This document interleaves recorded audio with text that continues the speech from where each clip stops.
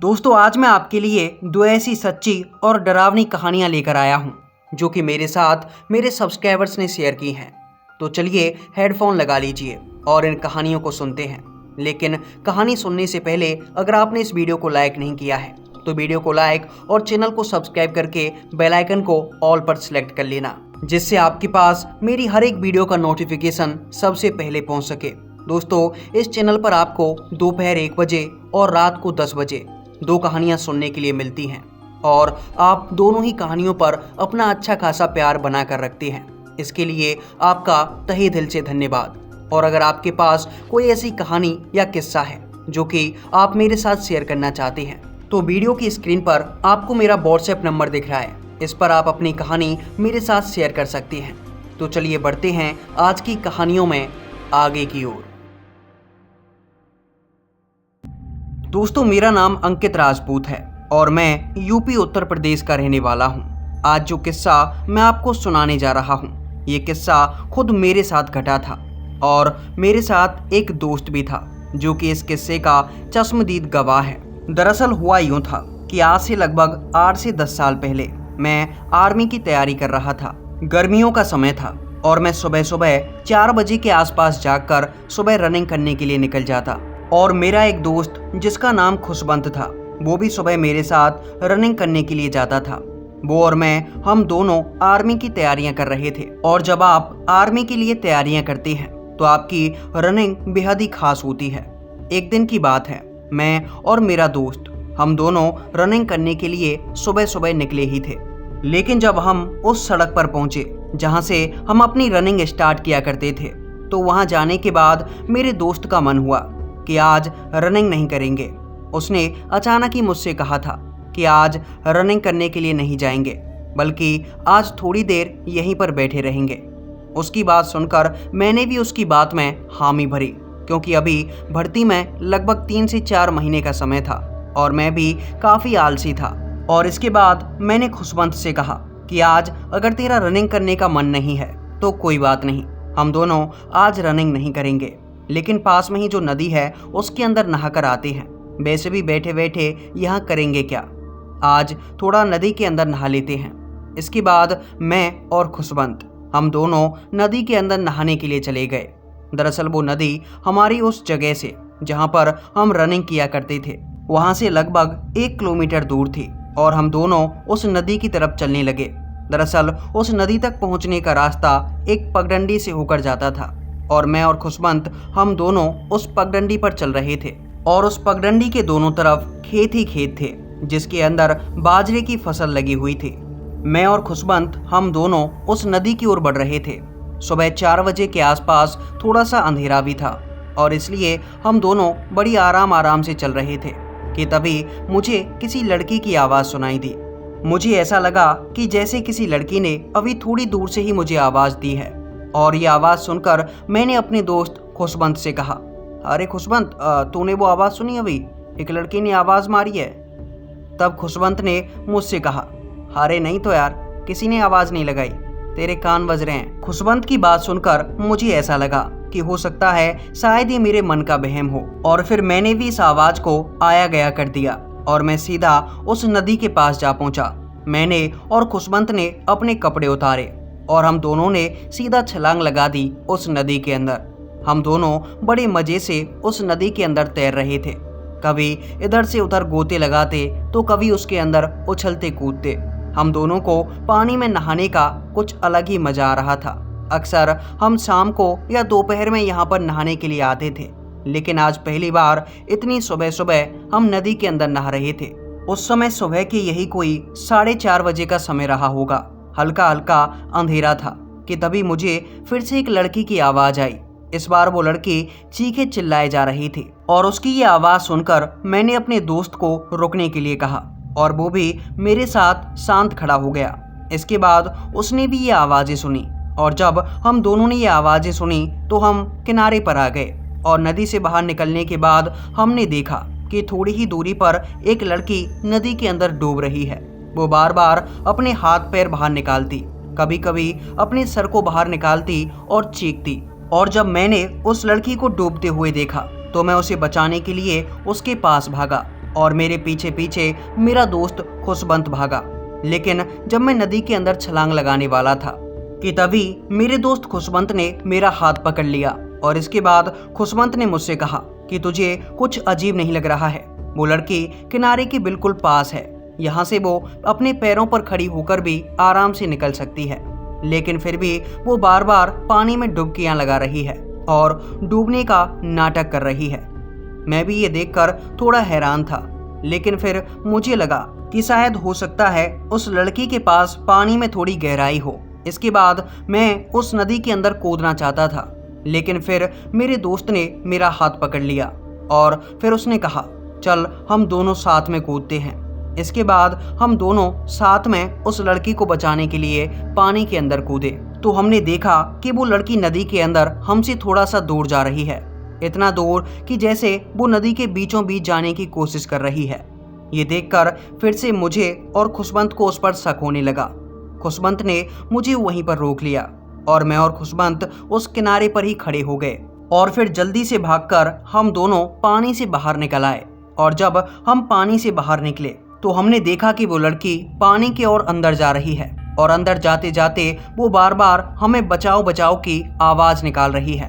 वो पानी के अंदर काफी ज्यादा डरी हुई थी और मुझसे ये देखा नहीं गया। इसके बाद मैं उस नदी के अंदर कूदना चाहता था ताकि मैं उसे निकाल कर बाहर लेकर आ सकूं, लेकिन तभी मेरे दोस्त खुशबंत ने मेरा हाथ पकड़ा और मुझसे कहा कि तुझे कुछ अजीब नहीं लगता?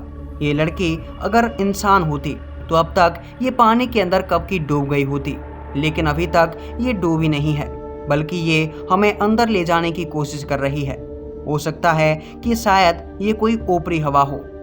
और उसकी इस बात पर मैंने भी यकीन किया, क्योंकि हमारे गांव के अंदर भूत प्रेतों के किस्से काफ़ी सुनाए जाते थे और आज भी वो किस्से बरकरार हैं। फिर मैंने उससे कहा, तो अब क्या किया जाए? हो सकता है कि ये लड़की इंसान भी हो, हर चीज़ भूत प्रेत नहीं होती। तब खुशबंत ने अपने गले से वो हनुमान जी का लॉकेट निकाला जो कि उसने पहना हुआ था और इसके बाद उसने पास में ही पड़े हुए एक लंबे से डंडे में वो लॉकेट बांध दिया और फिर वो डंडा वो उस लड़की की तरफ करने लगा। उसने लड़की से कहा, तुम बस एक बार ये लॉकेट पकड़ लो, इसके बाद हम कूद कर तुम्हें बचा लेंगे। लेकिन वो लड़की जैसे वो लॉकेट पकड़ नहीं रही थी, वो पानी के अंदर और दूर होती जा रही थी। इसके बाद जब मैंने और खुशबंत ने उससे बार बार कहा कि कैसे भी करके तुम एक बार ये लॉकेट पकड़ लो ताकि हमें ये यकीन हो जाए कि तुम एक लड़की ही हो, तब उस लड़की ने मुझसे कहा, पानी में आना चाहता है या नहीं? चुपचाप आ जा। और इस बार उस लड़की ने काफ़ी भारी आवाज़ में ये बात कही थी। ये सुनकर मैं और खुशबंत हम दोनों समझ गए कि ये ज़रूर कोई ऊपरी हवा है और फिर हम वहाँ से सीधा भाग दिए अपने गांव की तरफ। लेकिन जब हम दोनों वहाँ से भाग रहे थे तो पीछे से हमें एक आवाज़ आई, आज तो बच गए, दोबारा यहाँ मत आना। तुम्हारी किस्मत अच्छी थी जो तुम मेरे हाथों से बच पाए, वरना तुम्हें इसी नदी के पानी में डुबो कर मार दी थी। चले जाओ यहाँ से, आज के बाद दिखाई मत देना। और फिर हम सीधा वहाँ से भाग लिए।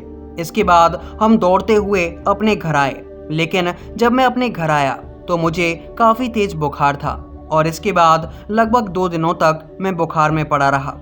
मैंने ये बात अपने घर वालों को नहीं बताई थी और ऐसा ही हाल खुशबंत का भी था। उसने भी अपने घर वालों को ये बात नहीं बताई थी। लेकिन जब हमारी तबीयत बिगड़ने लगी तो आखिरकार हमें ये बात घर वालों को बतानी पड़ी। फिर घर वालों ने हमें काफ़ी ज़्यादा डांटा भी, क्योंकि हम बिना बताए उस नदी के पास गए थे। लेकिन इसके बाद से उस नदी के आसपास ऐसी घटनाएं अक्सर होती रहती हैं और अब वो लड़की अक्सर वहाँ पर कई लोगों को दिख जाती है, जिसकी कई सारी घटनाएं मेरे गांव में हुई हैं। मैं कभी मौका मिला तो इन कहानियों को आपके पास ज़रूर शेयर करूँगा। आज की इस कहानी में बस इतना ही। दोस्तों, ये थी अंकित राजपूत जी की कहानी, जिन्होंने अपने साथ घटी एक सच्ची घटना के बारे में बताया है। तो चलिए अब बढ़ते हैं आज की अपनी दूसरी कहानी की ओर। दोस्तों, आज की ये दूसरी कहानी हिमाचल प्रदेश से है और जिन्होंने अपनी इस कहानी को मेरे साथ शेयर किया है उन भाई ने अपना नाम नहीं बताया है। तो चलिए उनकी कहानी को आपके सामने रखते हैं। दोस्तों ये किस्सा इनके गांव का है और इन भाई का ऐसा कहना है कि हिमाचल प्रदेश के अंदर एक ऐसी एंटिटी पाई जाती है जिसको सिद्ध करके कई लोग उसका इस्तेमाल बुरे काम करने के लिए करते हैं और उस एंटिटी का नाम इन्होंने बताया है पहाड़िया। इनका कहना है कि पहाड़िया हिमाचल में पाई जाने वाली एक ऐसी शक्ति है जिसका इस्तेमाल आप अच्छाई के लिए या फिर बुराई के लिए कर सकते हैं, लेकिन अक्सर कई लोग इसका इस्तेमाल ज़्यादातर बुराई करने के लिए करते हैं और लोगों को इस एंटिटी से नुकसान पहुंचाते हैं। ऐसा ही एक किस्सा इन्होंने मेरे साथ शेयर किया है। चलिए आपको वो किस्सा सुनाता हूँ। दोस्तों इनका कहना है कि इनके गांव के अंदर एक बूढ़ी औरत रहती है जिसने एक पहाड़िये को सिद्ध कर रखा है और वो बूढ़ी औरत अक्सर उसकी पूजा करती है और फिर वो उस पहाड़िये से अलग अलग काम करवाती है। दोस्तों एक दिन की बात है, इनके गांव के अंदर एक परिवार रहता है जिसका जो मुखिया है यानी कि घर का सबसे बड़ा सदस्य, उसका नाम जुल्फी आंकले है।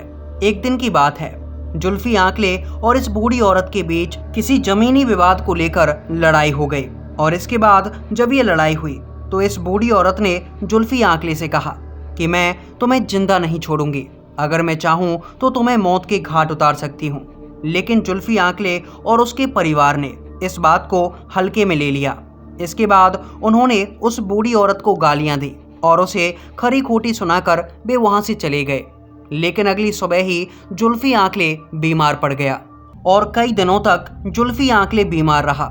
उसके परिवार वालों ने उसे कई जगहों पर दिखाया, उसे कई डॉक्टरों के पास लेकर गए, लेकिन उसकी तबीयत में बिल्कुल सुधार नहीं आया। इसके बाद जब जुल्फी आंकले बिल्कुल मरने की हालत पर था तब वो बूढ़ी औरत एक दिन जुल्फी आंकले के घर के पास से गई। वो हंसती हुई और गालियां देती हुई उसके घर के पास से जा रही थी। इसके बाद जुल्फी आंकले ने उससे माफी मांगी और फिर वो औरत वहां से निकल गई। लेकिन इसके कुछ दिनों के बाद ही जैसे चमत्कार सा हो गया। जुल्फी आंकले जो कि मरने वाला था वो धीरे धीरे करके ठीक होने लगा और जब जुल्फी आंकले ठीक हो गया तो इसके कुछ दिनों के बाद फिर से उस बूढ़ी औरत और उन परिवार वालों के बीच लड़ाई हो गई। लेकिन इस बार ये लड़ाई उन परिवार वालों को काफी महंगी पड़ने वाली थी क्योंकि अब की बार वे सभी एक एक करके बीमार होने लगे।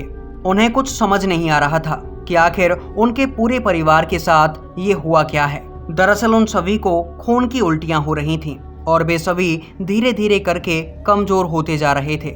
फिर एक दिन उन्होंने और गांव वालों ने मिलकर एक पंडित जी को बुलाया और जब वे पंडित जी उस घर पर आए तो उन्होंने बताया कि इस जगह पर जो कुछ हुआ है वो सब एक बूढ़ी औरत ने किया है। उसके पास पहाड़िया है, उसने पहाड़िया की पूजा कर रखी है और वो पहाड़िया की मदद से तुम सबको बीमार कर रही है, यहाँ तक कि वो तुम सभी को मार देना चाहती है। इसके बाद पंडित जी ने उन्हें कुछ उपाय बताया। पंडित जी ने कहा कि पहाड़िया से बचना इतना भी आसान नहीं है, हो सकता है कि तुम में से किसी एक की मौत भी हो जाए। फिर उन पंडित जी ने 3 से 4 और पंडितों को बुलाया और जब वे पंडित आए तो उन्होंने वहां पर हवन और यज्ञ किया। इसके बाद धीरे धीरे करके उस पहाड़िया का असर उनसे कम हुआ और वे परिवार वाले स्वस्थ हुए। लेकिन इसके बाद पूरे गांव को पता चल चुका था कि उस बूढ़ी औरत के पास आखिर कौन सी शक्ति है और कैसे वो बूढ़ी औरत हर किसी को बीमार कर सकती है।